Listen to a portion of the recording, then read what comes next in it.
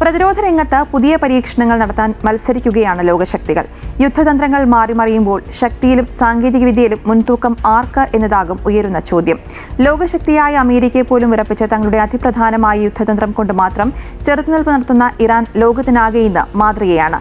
അമേരിക്കയുടെ അതിഭീമൻ ആയുധങ്ങളെ പോലും തങ്ങളുടെ ഡ്രോണുകളെ മാത്രം ഉപയോഗിച്ച് ചെറുക്കുന്ന ഇറാന്റെ ഈ തന്ത്രത്തിന്റെ ചുവട് പിടിച്ച് അത്തരം സാങ്കേതിക വിദ്യകൾ സ്വന്തമാക്കാൻ ഒരുങ്ങുകയാണ് ഇന്ന് മറ്റു രാജ്യങ്ങൾ.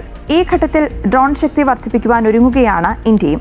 ആഗോളതലത്തിൽ ശ്രദ്ധ നേടിയ ഇറാന്റെ ഷാഹേദ് 136 വിഭാഗത്തിലുള്ള ദീർഘദൂര വൺവേ ആക്രമണ ഡ്രോണുകളുടെ സാങ്കേതിക ആശയത്തോട് സാമ്യമുള്ള KAL ഡ്രോണുകളാണ് ഇന്ത്യ സ്വന്തമായി വികസിപ്പിക്കുന്നത്.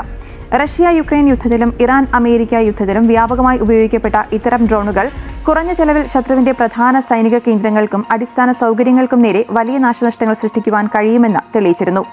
7 മുതൽ 8 മണിക്കൂർ വരെ തുടർച്ചയായി വായുവിൽ തുടരാനുള്ള ശേഷി, 1000 കിലോമീറ്റർ വരെ ലക്ഷ്യത്തിനെത്താനുള്ള ദൂരപരിധി, 50 കിലോഗ്രാം വരെ പേലോഡ് വഹിക്കുവാനുള്ള ശേഷി, സ്വയംഭരണ നാവിഗേഷൻ സംവിധാനങ്ങൾ, കൃത്യമായ ലക്ഷ്യനിർണ്ണയ സാങ്കേതികവിദ്യ, ചെലവ് കുറഞ്ഞ ദീർഘദൂര ആക്രമണശേഷി ഇതെല്ലാം ഇന്ത്യയുടെ KAL ദീർഘദൂര വൺവേ അറ്റാക്ക് ഡ്രോണിന്റെ പ്രധാന സവിശേഷതകളായി എടുത്തു പറയാവുന്നതാണ്. ശത്രുവിനെ തകർക്കാനുള്ള തന്ത്രപ്രധാന ലക്ഷ്യങ്ങളെ ദൂരത്തുനിന്ന് കൃത്യമായി ആക്രമിക്കുവാൻ രൂപകൽപ്പന ചെയ്തിരിക്കുന്ന ഈ ഡ്രോൺ ദീർഘദൂര ആക്രമണശേഷി, കുറഞ്ഞ വിന്യാസ ചെലവ് എന്നിവയെല്ലാം കൊണ്ടും പ്രത്യേകതയുള്ളതാണ്.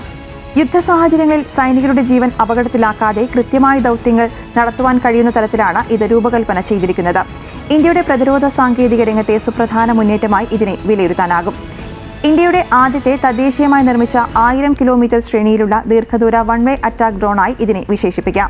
സ്വയം നാവിഗേറ്റ് ചെയ്യാനുള്ള കഴിവ്, ദീർഘനേരം വായുവിൽ തുടരാനുള്ള ശേഷി, കൃത്യമായ ലക്ഷ്യനിർണ്ണയ സംവിധാനം എന്നിവയെല്ലാം ഇവയെ ആക്രമണത്തിൽ കൂടുതൽ ശക്തനാക്കുന്നു. പരമ്പരാഗത മിസൈലുകളുമായി താരതമ്യം ചെയ്യുമ്പോൾ വളരെ കുറഞ്ഞ ചെലവിൽ കൃത്യമായി ലക്ഷ്യത്തിലെത്തുമെന്നതാണ് പ്രതിരോധ രംഗത്ത് ഇന്ന് ഡ്രോണുകൾക്ക് പ്രിയമേറ്റുന്നത്.